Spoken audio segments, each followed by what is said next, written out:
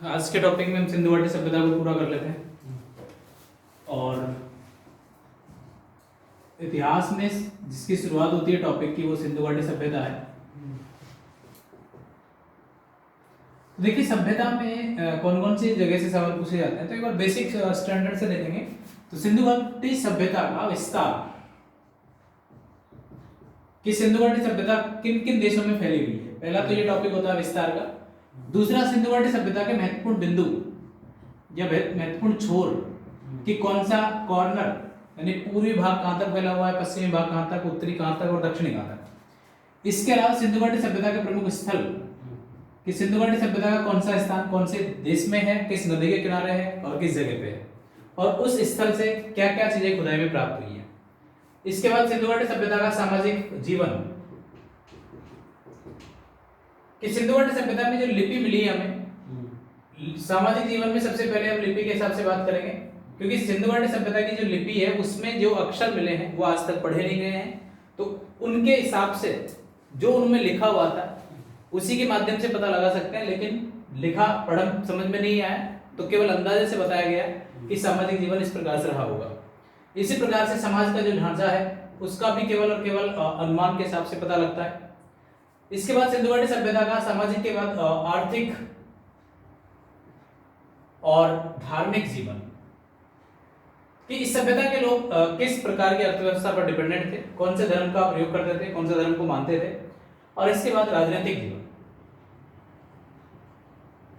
और जो लास्ट बचेगा उसको हम अन्य तथ्य में पढ़ लेंगे कि सिंधु घाटी सभ्यता का पतन कैसे हुआ, ये वाले पॉइंट है।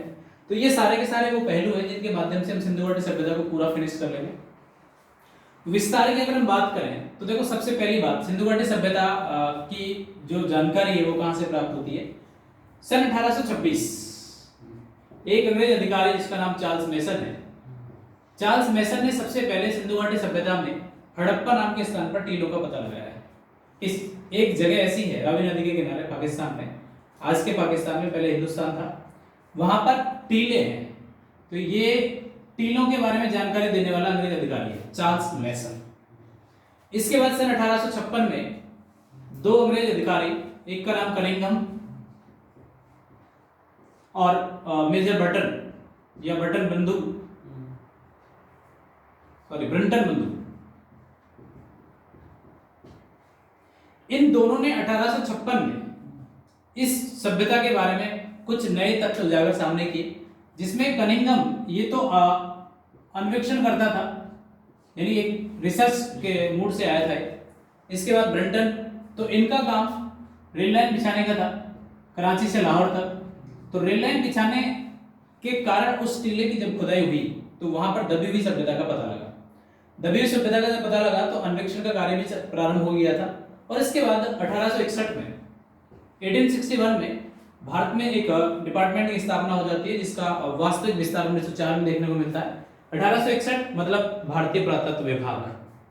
तो आर्कियोलॉजिकल सर्वे ऑफ इंडिया की स्थापना 1861 में हो जाती है और इसका विधिवत जो विस्तार होता है 1904 में जाके होता है। इसके बाद ये सिंधु घाटी सभ्यता के बारे में लोगों को पता लग जाता है कि दरअसल कोई न कोई एक ऐसी सभ्यता है जो भारत में दबी हुई है, और उसमें 1920 के आसपास से ऐतिहासिक महत्व की खुदाई शुरू होती है। और जहां सबसे पहले खुदाई शुरू हुई उस स्थान का नाम था हड़प्पा, इसीलिए इसको हड़प्पा सभ्यता नाम दिया गया। और जिसके निदेशन में खुदाई शुरू हुई भारतीय जो इतिहासकार हैं जिनका नाम राय बहादुर दयाराम साहनी है। तो दयाराम साहनी और जिनके नेतृत्व में यह खुदाई हुई, यानी उस समय जो भारतीय पुरातत्व विभाग के महानिदेशक जॉन मार्शल थे, जॉन मार्शल के नेतृत्व में यह खुदाई हुई है और खुदाई करता जो है दयाराम साहनी है। तो इस प्रकार से 1920-21 से भारत में ऐतिहासिक महत्व की शुरुआत हो जाती है और सिंधु घाटी सभ्यता के बारे में लोगों को जानकारी मिलना स्टार्ट हो जाता है। ये बेसिक से फैक्ट है कि सिंधु घाटी सभ्यता के बारे में कैसे पता लगा, उसके बाद कैसे कैसे लोगों का इंटरेस्ट बढ़ा और फाइनली 1920-21 में आकर हड़प्पा नाम के स्थान पर खुदाई शुरू हो जाती है। खुदाई करने का श्रेय दयाराम साहनी को दिया जाता है। उस समय महानिदेशक पद पर जॉन मार्शल थे। जॉन मार्शल ने ही सिंधु घाटी सभ्यता को हड़प्पा सभ्यता नाम दिया। बात स्पष्ट यहाँ तक। तो ये तो हुई बेसिक कहानी। अब दरअसल जैसे हड़प्पा में खुदाई हुई तो जितने भी ढंसात्मक टीले थे सब टीलों की खुदाई उसी दौर में हो जाती है। इसके अगले चरण में रावी नदी से अगली जो नदी है बड़ी नदी सिंधु नदी के दाएं किनारे पर एक टीले की खुदाई होती है और तो मोहनजोदाड़ो हमें वहां देखने को मिल जाता है। तो कहने का तात्पर्य हड़प्पा से शुरू होता है और ये 1990 यानी यहाँ आज तक आते आते सिंधु घाटी सभ्यता का विस्तार लगभग 1500 स्थलों के रूप में हमें जानकारी प्राप्त हो जाती है। कहने का मतलब छोटे से लेके बड़ा तक जो विस्तार है, छोटे से लेके जो बड़े तक स्थल है सिंधु घाटी सभ्यता के लगभग 1500 के आसपास है। पूरे के पूरे जो स्थल है 3 देशों में ही है, भारत, पाकिस्तान और अफगानिस्तान। तो ये बात तो तय है कि सिंधु घाटी सभ्यता केवल 3 ही देशों में फैली हुई है, भारत में, पाकिस्तान में और अफगानिस्तान में। तो इससे अगला जो चरण आता है कि सिंधु घाटी सभ्यता का विस्तार कैसे है, तो इस विस्तार के बारे में एक छोटे से डायग्राम के माध्यम से हम समझते हैं। तो देखिए विस्तार, सिंधु घाटी सभ्यता में मैं कुछ इंपॉर्टेंट जो ऐतिहासिक स्थान है, स्थल है, उनके बारे में नोट कर देता हूं कि सबसे उत्तरी पॉइंट जो है वो मांडा है जो कि जम्मू एंड कश्मीर में है, और जो इसका दक्षिणी पॉइंट है ये देमाबाद है जो कि महाराष्ट्र में है। नहीं दिख रहा है।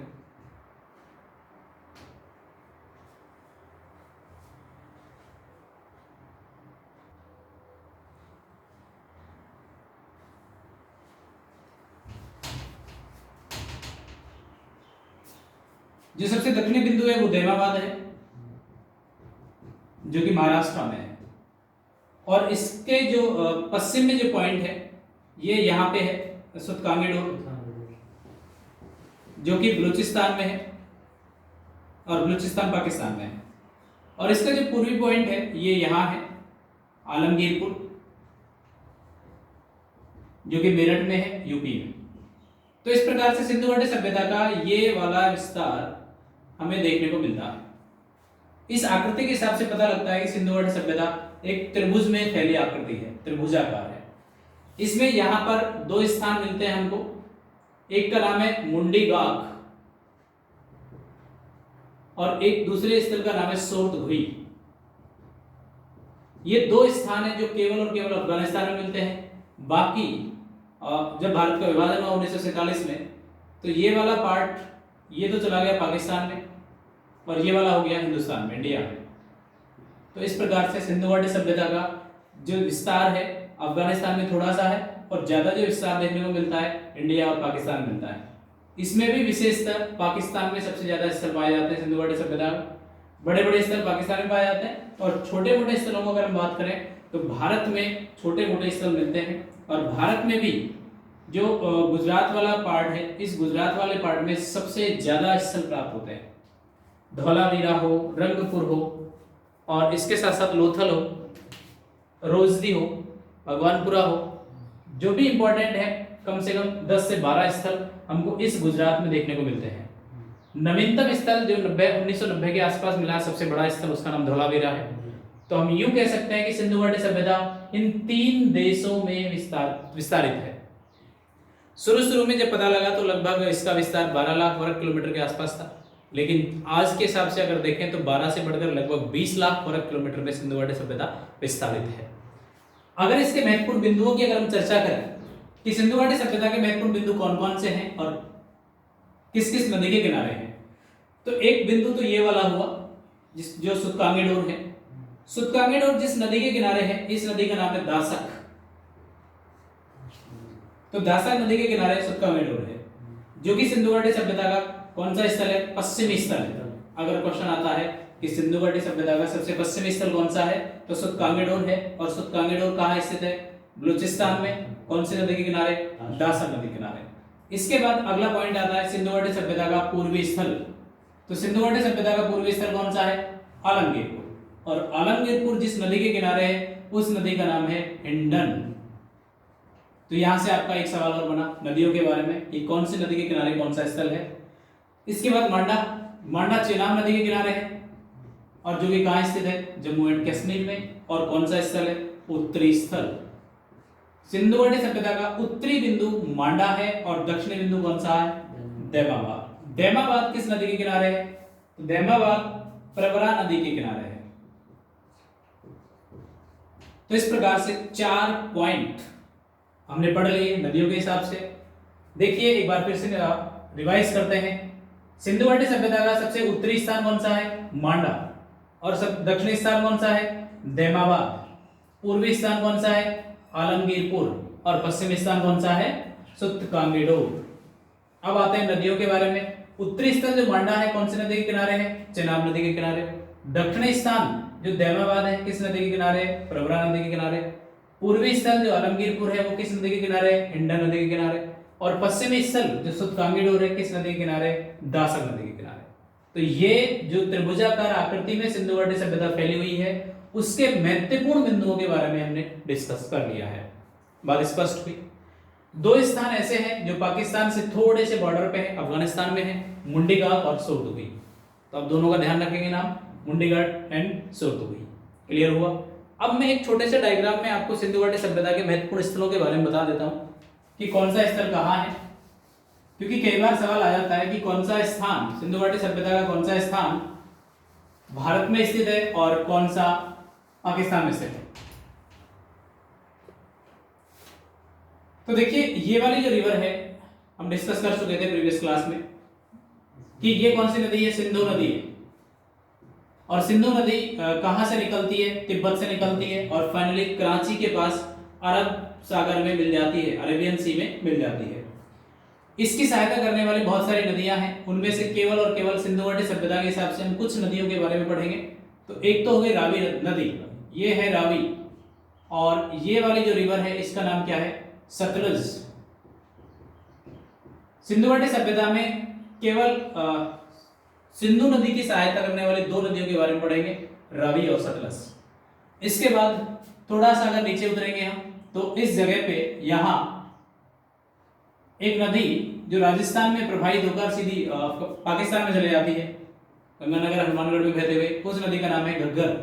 ऐसा कहा जाता है कि पुराने टाइम पे जो सरस्वती नदी बहती थी उसी के पेट में होकर, कोटे में होकर ये नदी बहती है, तो इसको घग्गर या लुप्त सरस्वती नदी भी कहते हैं।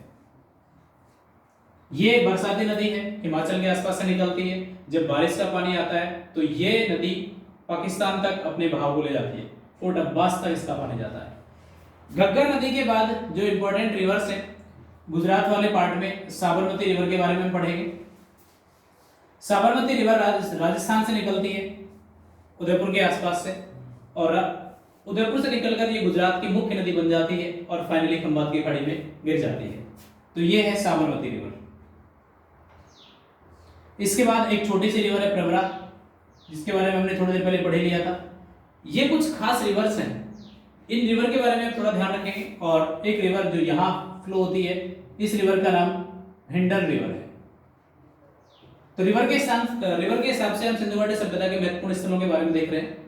तो देखिए सबसे पहले महत्वपूर्ण स्थल हड़प्पा, यहां है हड़प्पा। कि सिंधु घाटी सभ्यता में जिस स्थल की सबसे पहले खुदाई हुई वो कौन सा स्थान है? हड़प्पा है। और हड़प्पा कहाँ स्थित है? रावी नदी के किनारे। सवाल उठता है रावी नदी के कौन से किनारे पे है, दाएं या बाएं किनारे पर? तो रावी नदी इधर से निकलती है और इधर की तरफ फ्लो होती है। तो रावी नदी के जो बाईं ओर है ये आपका हड़प्पा सभ्यता है। हड़प्पा के साथ जो दूसरा बड़ा नाम है सिंधु घाटी सभ्यता में उसका नाम है मोहनजोदाड़ो। तो मोहनजोदाड़ो यहां है। ये मोहनजोदड़ो है जिसको सिंधी भाषा में मृतकों के टीले के नाम से भी जाना जाता है या मुर्दों के टीले के नाम से जाना जाता है। ये मोहनजोदाड़ो सिंधु नदी के दाईं ओर है। सिंधु नदी के राइट हैंड की तरफ मोहनजोदाड़ो है, क्योंकि सिंधु नदी का फ्लो भी इधर से निकलता है और इधर की तरफ आता है। तो ये 2 विस्तृत क्षेत्र हैं सिंधु घाटी सभ्यता के, हड़प्पा और मोहनजोदाड़ो। सवाल ये उठता है कि एक अंग्रेज अधिकारी ऐसा था जिसने ये साबित किया कि दरअसल ऐसे लगता है कि जिस प्रकार से अवशेष हड़प्पा में मिलते हैं ठीक उसी प्रकार से मोहनजोदाड़ो में मिलते हैं। तो इन दोनों को एक बड़े साम्राज्य की उसने जुड़वा राजधानी कहा। तो सवाल उठा कि हड़प्पा और मोहनजोदाड़ो एक साम्राज्य की, विस्तृत साम्राज्य की जुड़वा राजधानी है। ये कथन किसका है? जॉन स्टुअर्ट पिगट का है। बात स्पष्ट। जैसे इन महोदय ने हड़प्पा और मोहनजोदाड़ो के बारे में बताया, ठीक उसी प्रकार से जो घग्गर नदी के किनारे एक स्थल है जिसका नाम है कालीबंगा, कालीबंगा भी सबसे महत्वपूर्ण स्थल है जो कि घग्गर नदी के बाईं ओर है, ध्यान रखेंगे घग्गर नदी के बाईं ओर। तो जो प्रोफेसर दशरथ शर्मा है, दशरथ शर्मा ने स्पष्ट किया कि ठीक जिस प्रकार से हड़प्पा और मोहनजोदाड़ो एक विस्तृत साम्राज्य की जुड़वा राजधानी है, ठीक उसी प्रकार से कालीबंगा भी उसी साम्राज्य की तीसरी राजधानी है। यानी ये तो दो राजधानी हो गई और तीसरी राजधानी कौन सी हो गई? कालीबंगा। बात स्पष्ट। और जो पूरा का पूरा साम्राज्य है, इस साम्राज्य का नाम क्या दिया? सिंधु घाटी सभ्यता। तो सिंधु घाटी सभ्यता को हड़प्पा सभ्यता नाम देने वाले कौन है? जॉन मार्शल है। बात स्पष्ट हुई। और हड़प्पा और मोहनजोदाड़ो को एक विस्तृत साम्राज्य की जुड़वा राजधानी कहने वाला कौन है? John Stuart Piggott. तो आप याद रखेंगे पिगट। और प्रोफेसर दशरथ शर्मा ने कालीबंगा के बारे में कहा कि कालीबंगा सिंधु घाटी सभ्यता की तीसरी राजधानी है। बात स्पष्ट हुई। तो तीन स्थलों के बारे में हमने देखा कि हड़प्पा रावी नदी के किनारे हो गया, मोहनजोदाड़ो सिंधु नदी के किनारे हो गया और कालीबंगा घग्गर नदी के किनारे हो गया। बात स्पष्ट। इसके बाद सतलुज नदी के इस छोर पर यहां पे जो स्थान है इसका नाम है रोपड़। बात स्पष्ट हुई। तो रोपड़ है कहां पे? रोपड़ है सतलज नदी के किनारे पंजाब में। कालीबंगा कहां है? हनुमानगढ़ में। बात स्पष्ट हुई। तो कालीबंगा हनुमानगढ़ में है, रोपड़ पंजाब में है। और इसी प्रकार से अगर हम देखें हड़प्पा, तो हड़प्पा कहां है? पाकिस्तान में। पाकिस्तान में किस राज्य में? पंजाब प्रांत। क्योंकि पंजाब जो है पहले बड़ा पंजाब था, विस्तृत पंजाब था। जैसे भारत का विभाजन हुआ, आधा पंजाब भारत में आ गया, आधा पाकिस्तान में चला गया। तो जो पाकिस्तान वाले पंजाब का हिस्सा है उसमें हड़प्पा है और जो सिंध प्रांत है उसमें क्या है? मोहनजोदाड़ो है। बात स्पष्ट हुई। तो मोहनजोदाड़ो सिंध प्रांत में है और हड़प्पा पंजाब प्रांत में है। बात स्पष्ट। क्योंकि उधर पाकिस्तान से ज्यादा क्वेश्चन नहीं आने वाले हैं, एग्जैक्ट लोकेशन किस जिले में आएगा ऐसा तो मुश्किल है। इंडिया के सेंस में आ सकता है कि ये किस राज्य में है और किस जिले में है। तो यहाँ पे थोड़ा सा ध्यान रखेंगे इसके बारे में। तो देखिए कालीबंगा घग्गर नदी के किनारे है। इसके बाद आते हैं साबरमती पे। दरअसल साबरमती की सहायता करने वाली काफी सारी नदियां हैं और जो ये वाला पूरा पार्ट है गुजरात वाला, इस गुजरात वाले पार्ट में सबसे महत्वपूर्ण और बड़े बड़े स्थल देखने को मिले हैं हमें। अगर हम बात करें धौलावीरा की, तो यहां पे है धौलावीरा। ये हुआ आपका रंगपुर।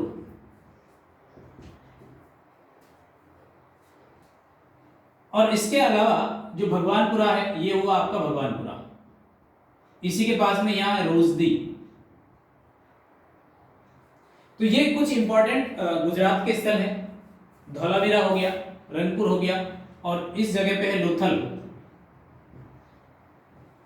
तो ये सारे के सारे साबरमती नदी के किनारे ही स्थित हैं। यानी हम यूं कह सकते हैं, एग्जैक्ट तो नहीं पर साबरमती की जो छोटी छोटी धाराएं हैं उनके किनारे ये सारे के सारे स्थल हैं। कहने का मतलब ये है कि जिस प्रकार से बड़े स्थान हैं उसी प्रकार से सभी छोटे स्थान किसी न किसी नदी के किनारे ही अवस्थित हैं। तो ये तो मान लिया गया है कि जब से आदि मानव जंगल से निकलकर जब सेटल हुआ तो सबसे पहले इसने सेटलमेंट कहाँ किया? नदियों के किनारे किया। क्योंकि नदियों के किनारे पानी उचित मात्रा में था, वहीं पर उसने खेती करना शुरू किया। तो ये वही दौर है जब मानव एक विकसित क्रम की ओर आगे बढ़ता है और अपना सेटलमेंट नदियों के किनारे करता है। बात स्पष्ट हुई। उसी प्रकार से प्रवरा नदी के किनारे जो स्थल है उस स्थल का क्या नाम है? दैमाबाद। तो यहां है आपका दैमाबाद। तो ये कुछ इंपॉर्टेंट स्थलों के बारे में हो गया।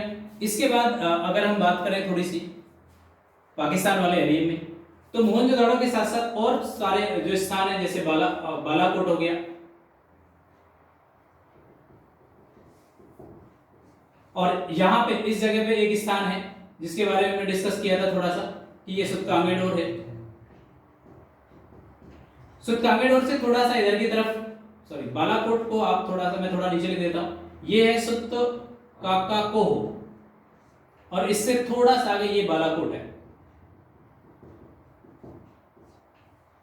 इसके अलावा यहां है अल्लाहदीनो। इससे थोड़ा सा ऊपर अगर हम बात करें यहां पे ये है कोट दीजी। कहने का मतलब जो इंपॉर्टेंट स्थान है वो सारे के सारे पाकिस्तान वाले एरिया में। अगर हम भारत के संदर्भ में बात करें तो हड़प्पा सभ्यता में भारत के जो सबसे महत्वपूर्ण स्थल है उनमें एक का नाम तो क्या है, कालीबंगन है, और दूसरा कौन सा है, रोपड़ है, और तीसरा कौन सा है, लोथल, और चौथा कौन सा है आपका धौलावीरा। हरियाणा के दो स्थान बनावली और राखीगढ़ी, उनका भी काफी ऐतिहासिक योगदान है। तो इस प्रकार से सिंधु घाटी सभ्यता के महत्वपूर्ण जो स्थल है भारत में कुछ गिने चुने राज्यों में विस्तारित है। जम्मू कश्मीर में इसके स्थल देखने को मिलते हैं, हरियाणा में देखने को मिलते हैं, पंजाब में देखने को मिलते हैं, राजस्थान में देखने को मिलते हैं, उत्तर प्रदेश में देखने को मिलते हैं, और महाराष्ट्र में देखने को मिलते हैं, और गुजरात में देखने को मिलते हैं। इसके अलावा भारत के और जितने राज्य हैं कहीं भी सिंधु घाटी सभ्यता का कोई स्थान नहीं मिलता है। बात स्पष्ट हुई। एक सवाल ऐसा आ सकता है कि सिंधु घाटी सभ्यता का विस्तार भारत के किस राज्य में नहीं है। बात स्पष्ट हुई। तो ये सारे के सारे मैंने आपको एक मैपिंग के माध्यम से बता दिया है कि कौन सा स्थल कहाँ है। एक सवाल कई बार आता है कि कौन सा स्थान सिंधु घाटी सभ्यता का कौन सा स्थान सिंधु नदी के किनारे स्थित है। ठीक है, तो आपको सिंधु नदी के किनारे वाले सारे स्थानों के बारे में देखना होगा। मैं एक पीडीएफ आपको अपलोड करा दूंगा उसमें, और उसमें मैपिंग के थ्रू जो सिंधु नदी है, सिंधु नदी के किनारे स्थल, फिर रावी नदी के किनारे स्थल कौन कौन से हैं, उसी प्रकार से जो जो नदियों के किनारे स्थल है उन सारे की सारी लिस्ट आपको पीडीएफ में मिल जाएगी। बात क्लियर हुई यहाँ तक। तो ये हुआ कौन सा पॉइंट आपका सिंधु घाटी सभ्यता का स्थल के बारे में, कि कौन सा स्थल कहाँ है, किस नदी के किनारे है। अब सवाल ये उठता है कि किस स्थल से हमको क्या पुरातात्विक महत्व की खुदाई देखने को मिली है, कि कौन सी जगह से कौन से अवशेष प्राप्त हुए हैं। तो इनमें से हम कुछ सेलेक्टेड स्थल के बारे में पढ़ेंगे। एक तो हो गया आपका कौन सा, हड़प्पा, एक कौन सा हो गया मोहनजोदाड़ो, एक कौन सा हो गया कालीबंगन, एक कौन सा हो गया लोथल, और एक धौलावीरा।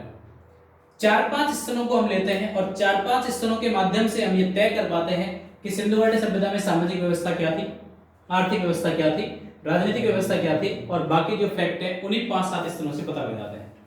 यानी सिंधु घाटी सभ्यता के 8 बड़े महानगर थे।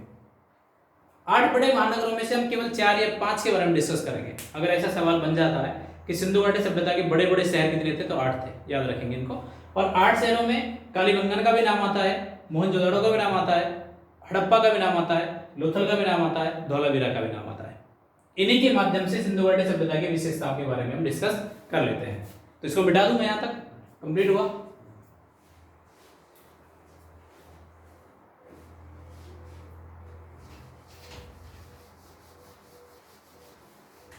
तो देखिए सिंधु घाटी सभ्यता का जो विस्तार है वो हमने अभी देख ही लिया है, और अब 3-4 स्थलों को लेकर बाकी सारी विशेषताओं को पढ़ लेते हैं। तो एक तो हो गया हड़प्पा, एक मोहनजोदाड़ो, इसके बाद लोथल, धौलावीरा और कालीबंगन, क्योंकि सबसे महत्वपूर्ण स्थल यही है। इनके माध्यम से हम सारी बातों का पता लगा लेंगे कि सिंधु घाटी सभ्यता का समाज कैसा था। तो सवाल ये उठता है कि सिंधु घाटी सभ्यता में जितने भी हमको स्थल मिले हैं, सिंधु घाटी सभ्यता की जो जानकारी हमको मिलती है वो जानकारी केवल और केवल खुदाई से मिली है। पुरातात्विक महत्व की खुदाई हुई है, उसी खुदाई से हमको जानकारी मिलती है। स्पष्ट। तो ये सवाल आपका आ सकता है कि सिंधु घाटी सभ्यता के स्थलों की जानकारी किस प्रकार से मिलती है, तो पुरातात्विक खुदाई से। क्योंकि सिंधु घाटी सभ्यता में उस खुदाई से जो लिपि मिली है, जिस लिपि के माध्यम से ऐसे माना जाता है भाई, अगर कोई भी लिपि हमको प्राप्त हो जाती है तो उस लिपि से हम अंदाजा लगा सकते हैं कि सिंधु घाटी सभ्यता के लोगों का समाज कैसा था, किस प्रकार से राजनीति करते थे, किस प्रकार से अर्थव्यवस्था डिपेंडेंट थी। ये सारा का सारा लिखा हुआ है, लेकिन लिखा हुआ आज तक पढ़ा नहीं है। जिस दिन ये पढ़ने में जाएगा तो सिंधु घाटी सभ्यता के बारे में और अच्छे से क्लियर हो जाएगा। अब तक जो भी है वो पुरातात्विक महत्व की खुदाई है, और उसके बेस पर जो अनुमान निर्धारित किए गए हैं उसके हिसाब से सिंधु घाटी सभ्यता का पैमाना समझ में आ रहा है। लिपि के बारे में स्पष्ट किया जाए, थोड़ा सा मैं कर देता हूं कि लिपि दरअसल कैसी है। तो दरअसल लिपि के चित्रों को देखकर भाव समझ में आता है। लिपि के चित्रों को देखकर भाव समझ में आता है, तो इसी को भाव चित्रात्मक या पिक्टोग्राफ या चित्रलिपि के नाम से भी जानते हैं। तो ये सवाल हुआ आपका कि सिंधु घाटी सभ्यता के जो लिखावट है वो किस प्रकार से है, पिक्टोग्राफ है या भाव चित्रात्मक है। और इसके साथ साथ एक जो सबसे इंपॉर्टेंट फैक्ट है वो क्या है, अपठनीय है, अभी तक पढ़ी नहीं गई है, खूब पढ़ने का प्रयास किया है लेकिन नहीं पढ़ पाए हैं।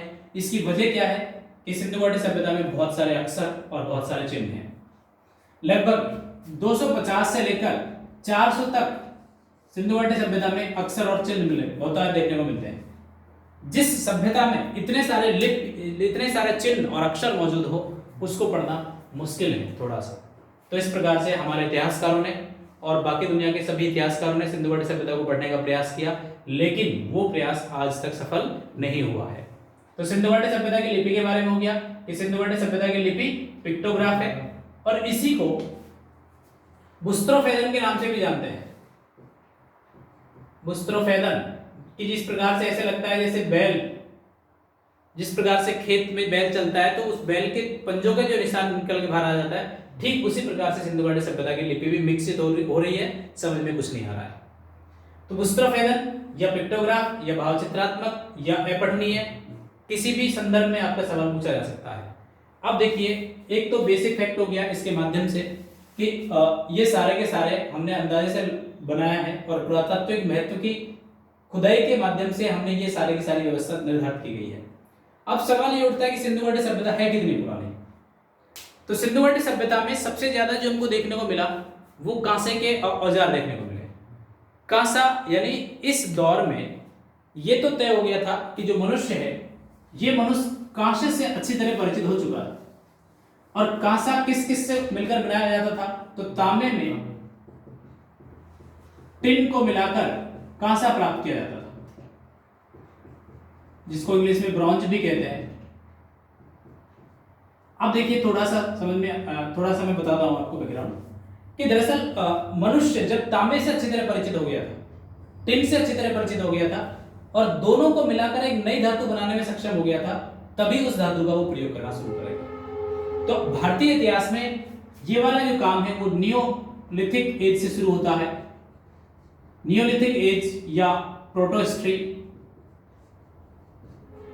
या हम इसको कह सकते हैं आद्य ऐतिहासिक, या हम इसको इस प्रकार से भी कह सकते हैं कांस्य युगीन। ये सारे के सारे इसी के नाम हैं। अगर ऐसा सवाल आ जाए कि सिंधु घाटी सभ्यता किस युग की सभ्यता है, किस एज की सभ्यता है, तो ब्रॉन्ज एज भी आ सकता है, प्रोटोहिस्ट्री भी आ सकता है, आद्य ऐतिहासिक भी आ सकता है, कांस्य युगीन भी आ सकता है। ध्यान रखेंगे ताम्र युगीन नहीं है, कांस्य युगीन है।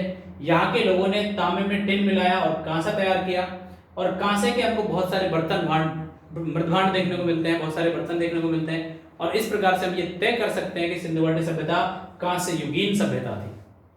अब सवाल उठता है कि दरअसल कांसे का प्रयोग कब किया था। तो कांसे से पहले तांबे का प्रयोग था और तांबे से पहले जो मानव था वो केवल पत्थरों से परिचित था। इतिहास के उस हिस्से में जब वो पत्थरों से परिचित था वो प्रागैतिहासिक काल था। तांबे से जब परिचित हुआ वो ताम्र युगीन हुआ और इसके बाद कांसे से परिचित हुआ तो ये कांस्य युगीन हुआ और इसके बाद जब लोहे से परिचित होगा तो लोह युगीन हो जाएगा। तो जब वैदिक काल को हम पढ़ेंगे तो वैदिक काल में सारा का सारा सिस्टम लोह पर डिपेंडेंट था और वो लोहे से परिचित हो चुके थे। तो ये तो तय है कि इस समय तक सिंधु घाटी सभ्यता के लोग लोहे से परिचित नहीं थे।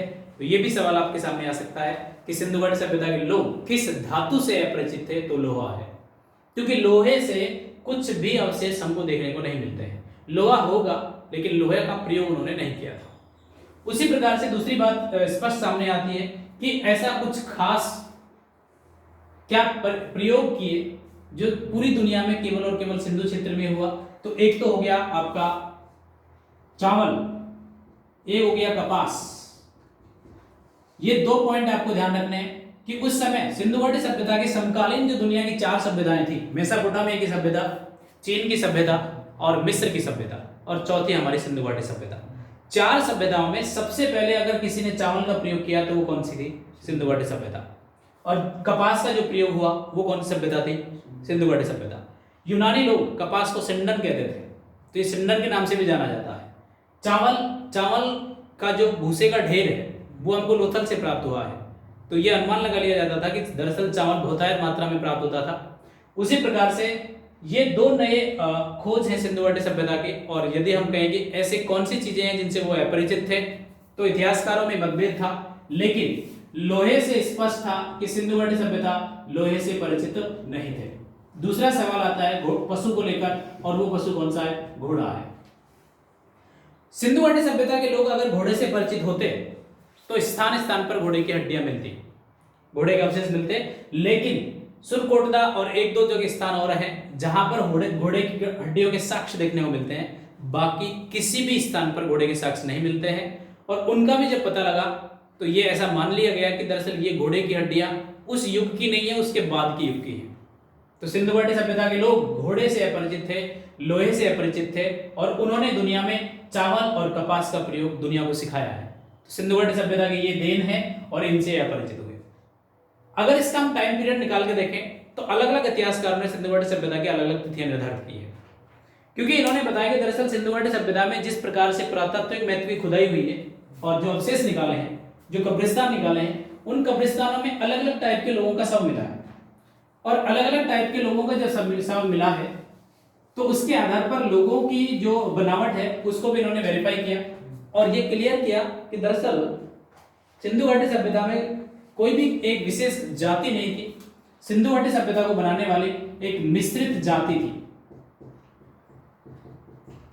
और इस मिश्रित जाति में जो शारीरिक बनावट देखने को मिलती है वो शारीरिक बनावट एक तो ऑस्ट्रेलियाड, यानी कहने का मतलब ऑस्ट्रेलियाड जो जनजाति है, प्रोटो ऑस्ट्रेलियाड, उस जनजाति के अवशेष इस जगह दबे हुए देखने को मिले हैं। ठीक उसी प्रकार से शारीरिक बनावट मिलती है जो कि ऑस्ट्रेलियाड जनजाति पाई जाती है। और इसके अलावा भूमध्य सागरीय,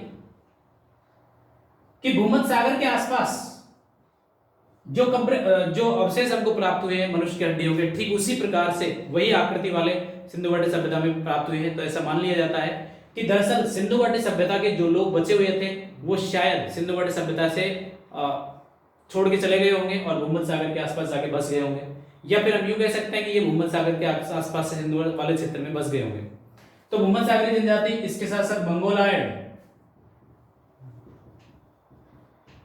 तो हम यूं कह सकते हैं कि ये वाली जो जातियां हैं ये दुनिया के अलग अलग हिस्सों में पाई जाती हैं। आज ये सारे के सारे जातियों के अवशेष हमको कहां देखने को मिलते हैं? सिंधु घाटी सभ्यता। अब ये सारे के सारे जो अवशेष जो प्राप्त हुए हैं वो कितने पुराने अवशेष हैं? तो कुछ इतिहासकारों का मानना है कि दरअसल सिंधु घाटी सभ्यता जो है वो 3000 ईसा पूर्व से लेकर लगभग 1500 ईसा पूर्व के बीच की सभ्यता है। कुछ इतिहासकारों का मानना है कि 2500 ईसा पूर्व से लेकर लगभग 1500 ईसा पूर्व के बीच की सभ्यता है। इसके अलावा कुछ इतिहासकार मानते हैं कि 2300 ईसा पूर्व से लेकर सिंधु घाटी सभ्यता की जो परिपक्व अवस्था है 1750 ईस्वी के ईसा पूर्व के बीच मानी जाती है। कुछ इतिहासकार कहते हैं कि यह सभ्यता 2350 ईसा पूर्व से लेकर लगभग 1500 ईसा पूर्व के बीच की मानी जा सकती है। ये सारे के सारे अलग अलग इतिहासकारों के स्टेटमेंट हैं। जब साइंस की हम पद्धति की बात करें तो जो कार्बन 14 है, C14 पद्धति है, इस पद्धति के हिसाब से सिंधु घाटी सभ्यता का जो एज डिफाइन होता है वो 2300 से लेकर 1750 के बीच का माना जाता है। लेकिन एक बेसिक सा अगर हम आइडिया देखें तो हम यूं कह सकते हैं कि दरअसल सिंधु घाटी सभ्यता एक फेज में नहीं, पूरे के पूरे क्रम के हिसाब से हुई है। एक हड़प्पा से पहले का, यानी विकास से पहले का जो फेज है उसको हम क्या कहेंगे?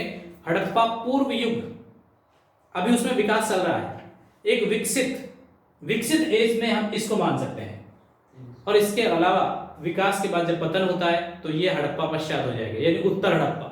तो हड़प्पा को हम मेजर रख के, हड़प्पा को मेन सेंटर पे रख के हड़प्पा के हिसाब से सिंधु घाटी सभ्यता के टाइम को 3 भागों में बांट सकते हैं: हड़प्पा पूर्व युग, हड़प्पा युगीन और हड़प्पा पश्चात या उत्तर हड़प्पा युग।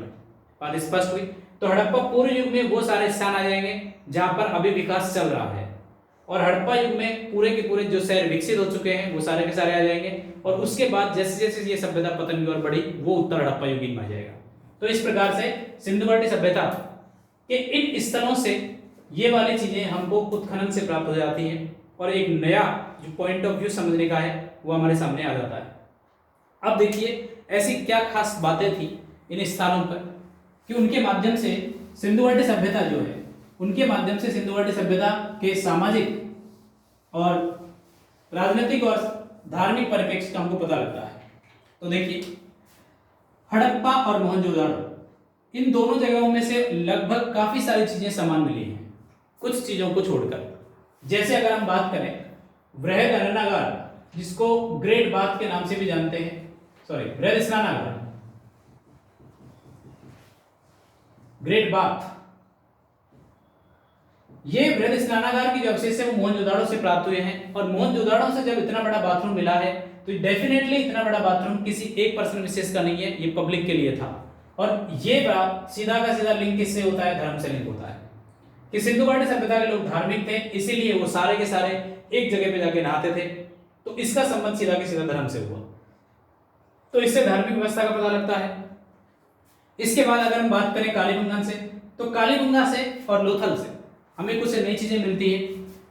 जो हवन कुंड है, हवन कुंड के जो साक्ष्य हैं वो कालीबंगा से प्राप्त होते हैं।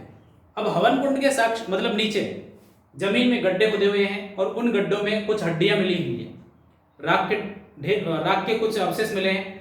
तो ये अंदाजा लगा लिया गया कि शायद आज जो हवन करने का पूरा कुंड है, एक तो हवन ऊपर की तरफ किया जाता है सीढ़ीदार पिलर बना के, एक नीचे गड्ढा खोद के भी हवन किया जाता है। तो ये हवन कुंड यानी कुंड में हवन के साक्ष्य, और हड्डियां मिलने से ऐसा थोड़ा सा लगता है कि शायद किसी पशु की बलि दी जाती होगी। तो सिंधु घाटी सभ्यता में पशु बलि के बारे में भी हमको चर्चा मिलती है। पशु बलि किसको दी जाती होगी? तो कोई ना कोई देवता होगा, वरना पशु बलि क्यों देंगे? तो इसलिए ये हवन कुंड के साक्ष्य सीधा सीधा किस ओर इशारा करते हैं? धर्म की ओर इशारा करते हैं। उसी प्रकार से अगर हम धौलावीरा की बात करें तो धौलावीरा में एक नई चीज देखने को मिलती है कि सिंधु घाटी सभ्यता में जितने भी स्थान हैं सब स्थानों से दो प्रकार की आकृतियां देखने को मिलती है, दो प्रकार के बसावट हमको देखने को मिलती है। एक बसावट तो वो थी जिसके चारों तरफ किलेबंदी की जाती थी और इसके अंदर पूरी की पूरी बसावट होती थी, और एक स्थान ऐसा था जो किले के बाहर इस प्रकार से बसा हुआ था। यानी हम इसको यूं कह सकते हैं कि ये तो पूरा का पूरा दुर्ग के अंदर है और ये दुर्ग के बाहर है। इसको कहते हैं निचला शहर, और इसको क्या बोलते हैं? दुर्गीकृत। बात स्पष्ट। केवल और केवल दो तरह की बसावट सिंधु घाटी सभ्यता के अलग अलग स्थान में हमको देखने को प्राप्त होती है, दुर्गीकृत और निचला शहर। लेकिन धौलावीरा एक ऐसी जगह है, धौलावीरा एक ऐसी जगह है जहां पर इन दो के अलावा एक बड़ा सा पूरा का पूरा एरिया देखने को मिलता है। हम यूं कह सकते हैं कॉलोनी टाइप की देखने को मिली है, उसमें बड़े बड़े मकान हैं, और उससे पहले यहां पर एक इतना बड़ा साइन बोर्ड मिला है। ये इतना बड़ा साइन बोर्ड मिला है और उस साइन बोर्ड पर कुछ लिखा हुआ है। सिंधु घाटी सभ्यता की लिपि में इस प्रकार से कुछ लिखा हुआ है। तो ऐसा मान लिया जाता है कि दरअसल ये साइन बोर्ड है जो एक इस शहर की तरफ इशारा करता है। हो सकता है कि सिंधु घाटी सभ्यता में जो ऑफिसर टाइप के लोग थे वो इस जगह रहते होंगे, या उनका ऑफिस होगा। तो ये जो साइन बोर्ड है उस ऑफिस का लिंक देता है। ये वाली जो विशेषता है ये केवल और केवल धौलावीरा से प्राप्त होती है। तो इससे सिंधु घाटी सभ्यता की राजनीतिक और प्रशासनिक जीवन के बारे में हमको जानकारी मिल जाती है। उसी प्रकार से अगर हम बात करें हड़प्पा से, तो हड़प्पा में और मोहनजोदाड़ो में दोनों जगहों पर हमको अन्नागार के अवशेष प्राप्त होते हैं, यानी ग्रेट ग्रेनरीज के अवशेष मिलते हैं, अन्न भंडारण की व्यवस्था मिलती है। और इस अन्न भंडारण की वजह से यह तय कर लिया जाता है कि दरअसल सिंधु घाटी सभ्यता की जो आर्थिक जीवन है वो किस प्रकार से इंगित होता होगा। तो कहने का तात्पर्य आर्थिक जीवन के बारे में जानकारी भी इन स्थलों से मिल जाती है, सामाजिक जीवन के बारे में जानकारी मिल जाती है। एक खास धर्म में ये सारे तो लिंक होते ही हैं, साथ ही साथ बहुत सारी मातृ देवी की मूर्ति भी हमको प्राप्त होती है, और मातृ देवी की मूर्ति प्राप्त होने से हमको एक समाज का इशारा मिलता है कि शायद उस समय समाज में स्त्रियों की स्थिति बहुत ही अच्छी थी, इसलिए लोग पुरुष की जगह माताओं की पूजा करते थे। तो सिंधु समाज मातृसत्तात्मक था, ना कि पितृसत्तात्मक। बात स्पष्ट हुई यहाँ तक। तो सिंधु समाज मातृसत्तात्मक था क्योंकि सबसे ज्यादा अवशेष मातृ देवी के देखने को मिले। तो सिंधु समाज में देवी पूजनीय कौन सी होगी? मातृ देवी। और देवता पूजनीय कौन सा होगा? पशुपति शिव। पूजनीय पशु कौन सा होगा? बैल। क्लियर। पूजनीय वृक्ष कौन सा होगा? पीपल। बात स्पष्ट। तो ये सारे के सारे धर्म के बारे में संकेत देते हैं। बात अब करते हैं अर्थव्यवस्था की। सिंधु घाटी सभ्यता में अर्थव्यवस्था पूरी की पूरी हम कहें कृषि पर आधारित है, लेकिन कृषि के साथ साथ जो उनका व्यापार है वो भी एक मुख्य व्यवसाय है। मुख्य व्यापार है। कृषि और व्यापार इनके दो प्रमुख बिजनेस थे।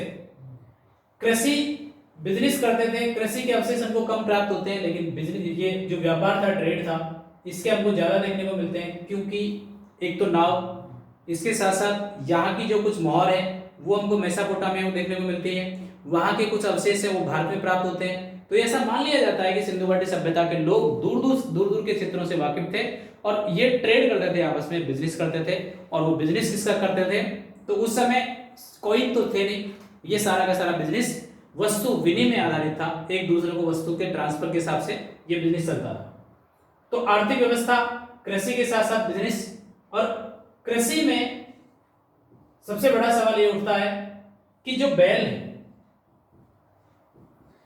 ये बैल एक तो देवताओं के साथ था, जो पशुपति शिव की मूर्ति थी, जो पूरा का पूरा एक पाषाण मिला हमको, उस पत्थर पर पशुपति शिव की मूर्ति थी। पशुपति शिव के पास बैल था, कुबड़ वाला बैल। तो कुबड़ वाला बैल दरअसल देवता के साथ था, इसका मतलब देवता का प्रिय पशु था। अब सवाल उठता था कि खेती किससे होती थी, कि ये तो है नहीं कि हम देवता के प्रिय पशु से खेती करवा लें, इम्पॉसिबल है। लेकिन कई जगहों पर मिट्टी के खिलौने मिले, और मिट्टी के खिलौनों में एक तो हल के जैसा निशान मिला है, हल की जैसी आकृति मिली है, लकड़ी की आकृति मिली है। दूसरा, बैल और लकड़ी की आकृति, हल की जो आकृति उनको ज्वाइंट करके दिखाया गया है, बैल लकड़ी के और हल भी लकड़ी का। इस प्रकार से ऐसा मान लिया जाता है कि शायद बैल से ही वो खेती करते होंगे। तो सिंधु घाटी सभ्यता में बैल के साथ साथ गाय के भी संकेत मिले हैं, लेकिन बैल का सबसे ज्यादा मात्रा में उपयोग होता था, तो ये उनका पूजनीय पशु था। इसके साथ साथ और भी सारे जो बकरी कुत्ते हैं, ये सारे के सारे पशु हमको देखने को मिलते हैं। बस केवल आपको एक ध्यान रखना है कि घोड़ा उस समय की सभ्यता के लोगों से परिचित नहीं था। तो ऐसा मान लिया जाता है कि दरअसल मेसोपोटामिया के लोग जब भारत आते होंगे तो शायद वो अपने साथ घोड़ा लाए होंगे, और घोड़ा लाए होंगे तो सिंधु घाटी सभ्यता के लोग उस घोड़े से परिचित हो गए होंगे। बात स्पष्ट हुई। तो इससे हमें सामाजिक जानकारी मिली। सामाजिक मतलब समाज कैसा था, मातृसत्तात्मक था, महिलाओं की स्थिति ठीक थी, माता देवी की मूर्ति मिली है, लिपि पठनीय है, आर्थिक जीवन कृषि पर निर्भर था, और धार्मिक जीवन के संकेत हमको अलग अलग जगह मिलते हैं। एक भी स्थान से मूर्ति पूजा नहीं मिली है, मंदिर नहीं मिले हैं, लेकिन एक पाषाण चित्र से हमको ये तय हो जाता है कि दरअसल कोई न कोई देवता तो था। और इस प्रकार से हवन कुंड के साक्ष्य मिल रहे हैं, और जो ये वृद्ध स्नानागार है, ये वाले दोनों पॉइंट भी हमें संकेत देते हैं कि धर्म तो था। राजनीतिक जीवन के बारे में अगर हम बात करें तो मोहनजोदाड़ो से हमें एक सभा भवन प्राप्त हुआ है। सभा भवन मतलब एक बड़ा सा कमरा, और उस बड़े से कमरे से ये जानकारी मिलती है कि शायद यहां मीटिंग होती होगी, कि अधिकारी लोग इस सभा भवन में बैठते होंगे और फिर उस राज्य को संभालते होंगे।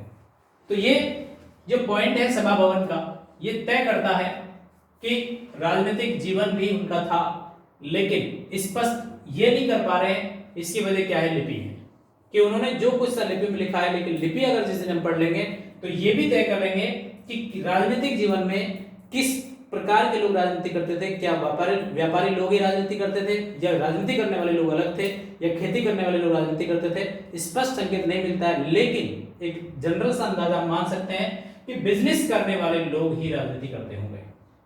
तो संभवतः वणिक वर्ग के हाथ में राजनीति का संबंध था। इसके बाद हम अन्य तथ्य की बात करते हैं कि सिंधु घाटी सभ्यता के अन्य इंपॉर्टेंट तथ्य कौन से हैं। तो ये बात आपको बेसिक रूप से समझ में आई। ये सारा का सारा जो पॉइंट है वो आपको पीडीएफ से प्रोवाइड हो जाएगा, और जो बुक है अपनी मैंने कल आपको प्रोवाइड की थी, उसमें से आपको सारे संकेत मिल जाएंगे, पूरे के पूरे लिखे हुए हैं। केवल आपको ये समझना है कि हड़प्पा से कौन सा अवशेष मिला है, मोहनजोदड़ो से कौन सा मिला है। ऐसे कुछ अवशेष हैं जो सब जगह से कॉमन मिले हैं, उन पे आपको ध्यान नहीं देना है। कुछ खास जो जहां से मिला है बस उस पे ध्यान रखना है। बात स्पष्ट। कालीगंगा से हवन कुंड के साक्ष्य, इसके साथ साथ ही हल रेखा के निशान, हल रेखा के इस निशान का मतलब खेत जुते हुए खेत की जो प्रक्रिया है वो हमको कालीगंगा से प्राप्त होती है। धौलावीरा से साइन बोर्ड मिलता है। लोथल से हवन कुंड के साक्ष्य मिलते हैं। साथ ही साथ डॉकयार्ड गोदीबाड़ा का अवशेष मिलता है। और गोदीबाड़ा क्या था, मैं आपको थोड़ा सा बताता हूँ गोदीबाड़ा के बारे में। इस सभ्यता के लोग किस प्रकार से पानी के जहाजों से परिचित थे और वो अपना व्यापार ठीक ढंग से कर लेते थे। तो लोथल जो है सिंधु घाटी सभ्यता का एक प्रमुख पोर्ट कह सकते हैं, सिंधु घाटी सभ्यता का प्रमुख बंदरगाह मान सकते हैं। दरअसल क्या था कि ये वाली साबरमती नदी थी और साबरमती नदी यहाँ पे ये जो पूरा का पूरा एरिया है ये है आपका लोथल। लोथल साबरमती नदी के किनारे ही है, थोड़ा सा दूर है। इस सभ्यता के लोगों ने क्या किया कि साबरमती नदी से एक नहर निकाल के ले आए इधर, ये हो गई नहर। नहर को निकाल के लाए और यहां लाके उन्होंने इस नहर को यहां से बंद कर दिया, आगे से बंद किया और यहां से इसको ओपन कर दिया। यहां से ओपन किया तो अब ये जो बड़ी नहर थी अब इसको छोटा कर दिया है और यहां आने के बाद यहां पर इस जगह पर एक गेट सा बना दिया था ऐसे डंडा लगा के। और इस पूरे एरिया में मैं लोथल को थोड़ा सा छोटा डायग्राम बनाता हूं। एक इतना बड़ा सा कुंड था ये ऐसा, यहां से इधर की तरफ ये पानी निकासी की व्यवस्था थी और ये एक छोटी सी नहर के माध्यम से ये पानी वापस साबरमती नदी में लिंक हो जाता था। ये आ गया। दरअसल क्या था ये जो है ये बड़ा सा कुंड था, इसके बीच बीच में यहां कुछ पिलर्स बने हुए थे। इसकी ज्यादा गहराई नहीं थी, जनरल एक आदमी नीचे उतर सकता था और फिर वो इस जहाज को पकड़ के किनारे पर ले जा सकता था। कहने का मतलब ये था कि ये नदी में पानी आ ही रहा है। सभ्यता के लोग क्या करते थे, जैसे अपनी नाव, यहां उनकी नाव है, इस नाव को वो धक्का मार के यानी कुंड में उतर के पकड़ के खींच के यहां तक ले आते थे। अब पानी की धारा इधर ही है तो नाव भी इधर ही जाने वाली है, थोड़ी बहुत आएगी तो चप्पू से काट लेंगे पानी को। और यहां से जब ये नदी की धारा के माध्यम से ये नाव यहां तक जाती थी और नदी की मुख्य धारा के माध्यम से बहती हुई सीधी खंबात की खाड़ी में और खंबात की खाड़ी के माध्यम से सीधे मेसोपोटामिया में। बात स्पष्ट। अब वो क्या करते थे कि पानी का भाव जैसे है वैसे चलते थे। जहां पानी का भाव ज्यादा तेज है तो उधर जाते नहीं थे, स्पीड से जिधर जाना होगा उधर ही जाएंगे। अब जब इनको वापस आना होगा तो क्या करेंगे, अपने जहाज में सामान को लाद के और फिर वो देखेंगे कि इस पानी का भाव किस नदी की ओर जा रहा है, तो उस नदी की ओर की तरफ जाते हुए वो सीधे के सीधे इस प्रकार से आते थे और इन नदियों के लिंक की वजह से वो सीधे इसी नदी में आ जाते थे वापस। अब जब इस नदी से आते थे ये तो गए खाली नाव लेके, इधर आए नाव को भर के। जब नाव को भर के लाएंगे ये साबरमती नदी में जब एंट्री लेंगे तो यहाँ थोड़ा सा ही कोशिश करेंगे धारा से साइड में आने की, चप्पू से काटेंगे पानी को और ये जो इनकी जहाज है उसको ये सीधे के सीधे इस नहर में ले आएंगे। इस नहर में ले आएंगे तो अब पानी का भाव सीधा इधर ही था, अब दिक्कत नहीं है, जहाज चल रही है और सीधे की सीधी ये जब जहाज चलती थी तो यहाँ जाके फिर ये थोड़ी मेहनत करते थे और इस पानी को इस प्रकार से काट देते थे। वैसे पानी का भाव आगे स्पीड से इसलिए नहीं था कि आगे तो बांध था, रुका हुआ पानी था। अब इसका भाव इधर था तो यहाँ से इस जहाज को इसमें एंट्री कराते और अब ये जहाज इस कुंड में आके रुक जाती थी क्योंकि पानी ज्यादा था, गहरा था, ये जहाज इसमें आ जाती थी और लोग इसमें पानी में उतर कर अपने जहाज को धकेल कर इस किनारे की ओर ले जाते थे और यहां पर वो अपने इस सामान को उतार लेते थे। तो ये जो अवशेष है ये वाला, इसी को कहते हैं गोदीबाड़ा। और गोदीबाड़ा को इंग्लिश में क्या नाम से जानते हैं, डॉकयार्ड, मतलब जहाज को खड़ी करने की पार्किंग। क्लियर। तो जहाज को खड़ी करने की जगह जो है वो गोदीबाड़ा है और वो कहां से प्राप्त होती है, लोथल से। तो सिंधु घाटी सभ्यता का महत्वपूर्ण बंदरगाह कौन सा हो जाएगा, लोथल। बात स्पष्ट। तो महत्वपूर्ण बंदरगाह मतलब सिंधु घाटी सभ्यता के लोग किससे परिचित थे, अच्छी तरह, व्यापार से। क्लियर बात है। तो व्यापार से उनकी अर्थव्यवस्था डिसाइड हुई। राजनीति करने वालों के बारे में ऐसा माना जाता है कि शायद वणिक वर्ग के हाथ में था। कृषि की अगर हम बात करें तो कृषि में जो अन्नागार है, अन्नागार से पता लगता है कि सिंधु घाटी सभ्यता के लोग गेहूं से परिचित थे, जौ से परिचित थे, चावल के जब भूसी का ढेर मिला तो सब चावल से भी परिचित थे, चने से परिचित थे, क्लियर, सरसों से परिचित थे। तो ये सभी से वो परिचित थे और कपास तो वो पूरी दुनिया में फैलाने वाले थे ही। तो कृषि के बारे में भी काफी सारी जानकारी मिलती है, राजनीति के बारे में कुछ कम जानकारी मिलती है, धर्म के बारे में अच्छी जानकारी मिलती है कि हवन कुंड के साक्ष्य मिल जाते हैं। ठीक उसी प्रकार से जो स्नानागार है, स्नानागार भी कहीं न कहीं किसी न किसी धर्म के बारे में कहता है।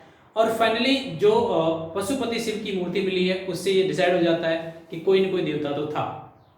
अब सवाल उठता है कि मंदिर नहीं थे, तो सिंधु घाटी सभ्यता में मंदिर के अवशेष नहीं मिले हैं, लेकिन इतना संकेत काफी मिल गया है कि धर्म को पहचाना जा सकता है। बात स्पष्ट हुई यहाँ तक। ये लोथल हो गया आपका।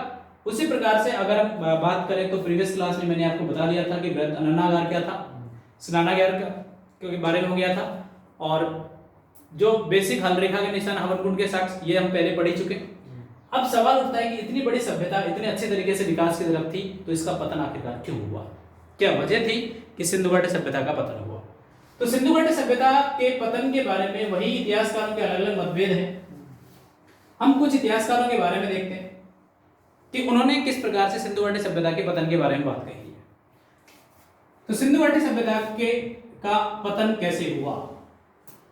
बात स्पष्ट। तो देखिए, पतन के कारणों में एक कारण मानते हैं भूकंप को, और भूकंप के अवशेष हमको कहां से प्राप्त होते हैं? कालीबंगा से। लेकिन सोचने की बात यह है कि कालीबंगा में अगर भूकंप आता है, यानी पहली बार ऐसा हुआ होगा कि जमीन हिली होगी और जो पूरा का पूरा घर था वो ढह गया होगा और घर में रहने वाले लोगों की मृत्यु हो गई होगी। जब ये मृत्यु नई तरीके से हो रही थी तो पड़ोसी लोगों को डर लगा होगा कि ये तो पता नहीं क्या हो रहा है, तो वहां से लोग खाली करके दूसरी जगह शिफ्ट हो गए होंगे। मान लेते हैं कि ऐसा हुआ होगा, लेकिन कालीबंगा में ऐसा हुआ था। कालीबंगा के लोग खाली करेंगे, मोहनजोदड़ो के क्यों खाली करेंगे? तो भूकंप पूरे सिंधु घाटी सभ्यता के पतन का कारण नहीं हो सकता, केवल और केवल एक जगह का पतन का कारण हो सकता है।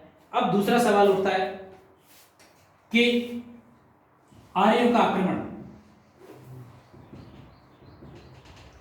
कि मध्य एशिया की जो जाति आर्य, वो आर्य अब अपने क्षेत्रों से, क्योंकि ये खानाबदोश जाति है, अगर हम कहें कि कबीले वाले ये जाति के लोग थे और अपने एरिया से निकल के ये बाहर फैल रहे थे, और जैसे ये आके देखे तो इन्होंने देखा कि एक नदी विशाल जलराशि है और विशाल जलराशि के पास जो पूरी की पूरी जमीन है वो उपजाऊ है।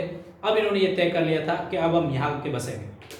तो यहाँ के जो मूल प्रवृत्ति के लोग थे, उन मूल प्रवृत्ति के लोगों के साथ इनका कॉन्ट्रडिक्शन हुआ होगा, इनका युद्ध हुआ होगा।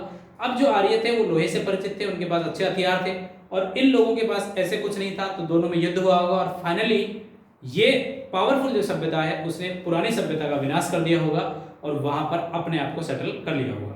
क्योंकि इसके दो जगह संकेत मिलते हैं। एक तो संकेत क्या मिलता है कि ऋग्वेद में दास्य और दस्यु का वर्णन मिलता है।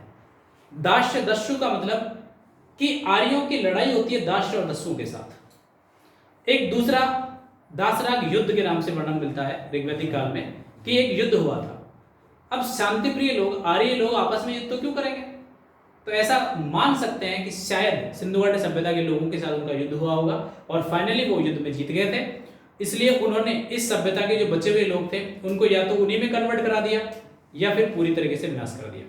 इसका एक संकेत और मिलता है कि जो महर्षि विश्वामित्र थे उन्होंने गायत्री मंत्र बनाया था, और गायत्री मंत्र की रचना इसलिए की थी कि जो आर्य नहीं थे उनको अब आर्य बना दो, कि जो भी व्यक्ति जो आर्य नहीं है सूर्य देवता के सामने खड़ा होकर गायत्री मंत्र का पाठ करेगा तो वो अब आर्य में कन्वर्ट हो जाएगा।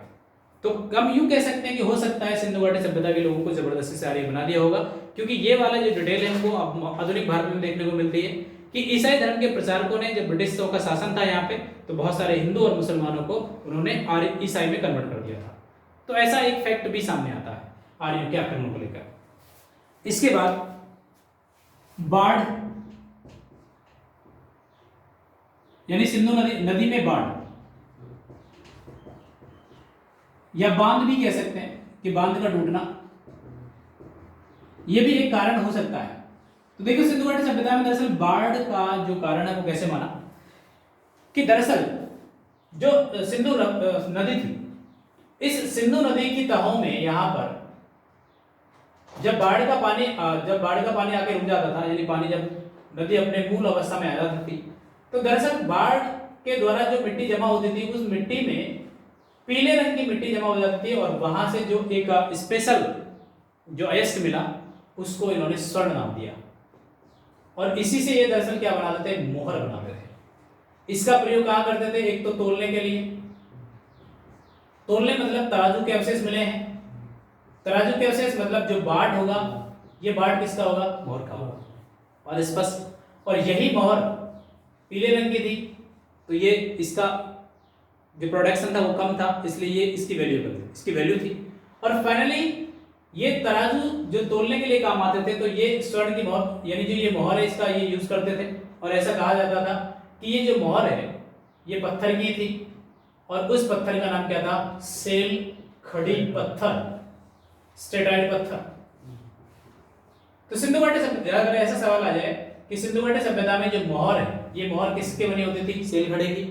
और ये मोहरों की आकृति है वो हमको अलग अलग मिलती है। कई जगहों पर ये वाली आकृति देखने को मिलती है, कई जगहों पे गोलाकार आकृति मिलती है, कई जगह पे इस प्रकार की आकृति मिलती है। तो अलग अलग जगहों पे अलग अलग आकृति मिलती है। तो मोहरें भी आयताकार, वर्गाकार और वृत्ताकार रही थी। बस ध्यान रखने की बात यह है कि मोहर जिससे बनी होती थी उस पत्थर का नाम क्या था? सेल खड़ी पत्थर था। ये पत्थर नदियों में मिलता था। सिंधु घाटी सभ्यता के लोगों को ऐसे लगा कि शायद अगर नदी कि साइड वाली धारा में ये वाला पत्थर मिलता है तो शायद नदी की नीचे वाली धारा में ज्यादा पत्थर मिलेगा। तो उन्होंने यहाँ इस नदी की धारा को परिवर्तन किया, और इस नदी की धारा को जब इधर से एक नहर निकाली, और इस प्रकार से उन्होंने इधर से एक दीवार बनाना शुरू कर दिया, इधर से भी दीवार बनाना शुरू कर दिया, इस उद्देश्य से कि हम नदी को यहीं रोक देंगे, और इधर की तरफ जो नदी का जो पानी नहीं आएगा, तो यहाँ पर हमको ये वाली मोहर बहुत ज्यादा मात्रा में मिल जाएंगी, और इनका हम अच्छे से व्यापार करेंगे। जब ये बांध बनाना है, इन्होंने बांध पूरा बना दिया था, तो नदी का प्रेशर जो है पहले तो साइड से निकल रहा था पानी, लेकिन नदी में जब मानसून आया तो पानी बढ़ता गया, और ये विशाल जलराशि इस प्रकार से बड़ी होती गई। जैसे बड़ी होती गई तो ये जो दीवार है इनको और बढ़ाते गए, और इसकी हाइट को और ऊंचा करते गए, और फाइनली इतनी बड़ी जो जलराशि है वो सारे के सारे एकत्रित हो गई। और एक ऐसा समय आया जब ये पूरा का पूरा जो बांध की दीवार थी ये टूट गई, और इस नदी के किनारे जो भी स्थान थे सारे के सारे स्थान उस नदी की बाढ़ में बह गए। इसीलिए सिंधु घाटी सभ्यता के बारे में हमको एक चीज देखने को मिलती है कि जैसे जैसे हम खुदाई करते हैं तो वहां पर अलग अलग जो वस्तुएं थी वो बिखरी हुई मिली है। बिखरी हुई इसलिए मिली है कि जैसे लोगों को पता लगा, जैसे कोई भी व्यक्ति कोई काम कर रहा था, जैसे उसको पता लगा कि पानी इतना सारा बह के आ रहा है, तो वह काम को छोड़ के भाग गया अपनी जान को बचाने के लिए। और ये भी सिंधु घाटी सभ्यता के पतन का एक मुख्य कारण मान लिया गया है। इसके अलावा जलवायु परिवर्तन, कि अचानक से जलवायु में परिवर्तन हुआ, और जलवायु में परिवर्तन की वजह से जब लोग मरने लगे तो यहाँ के समझदार लोगों ने इस स्थान को बदल लिया। तो इसलिए हम क्यों कह सकते हैं कि सिंधु घाटी सभ्यता के पतन के एक कारण नहीं है, अनेकों कारण है। लेकिन चाहे कुछ भी हो, इसको अगर हमको एक शब्द में कहना हो तो हम ये कह सकते हैं कि पारिस्थितिकीय असंतुलन की वजह से सिंधु सभ्यता का पतन हुआ, और इसमें ये सारे के सारे कारण समाहित हो जाएंगे। जब ये सभ्यता का पतन हुआ तो भारत में एक नई सभ्यता और देखने को मिलती है, और उस सभ्यता का नाम क्या था? वैदिक सभ्यता। तो आज की क्लास में हमने सिंधु घाटी सभ्यता के महत्वपूर्ण पार्ट को पढ़ लिया है। इनमें से केवल आपको इस क्लास का जो माध्यम है वो केवल इतना है कि सिंधु घाटी सभ्यता में पढ़ना कैसे है, कहाँ से पढ़ना है, सवाल कहाँ से आते हैं। तो देखिए, एक तो सवाल आता है बेसिक कि किस स्थान से क्या प्राप्त हुआ। दूसरा, सिंधु घाटी सभ्यता की विशेषता के बारे में कि धार्मिक समाज क्या था, राजनीतिक समाज क्या था, और आर्थिक समाज किस पर निर्भर था, किससे परिचित थे, किससे अपरिचित थे, सभ्यता को बनाने वाले कौन थे, मिटाने वाले कौन थे। बात स्पष्ट? तो ये थी आपकी आज की क्लास जिसमें हमने सिंधु घाटी सभ्यता को पूरा किया। चलिए बढ़ते हैं आगे, और कल की क्लास में हम नए टॉपिक को लेते हैं।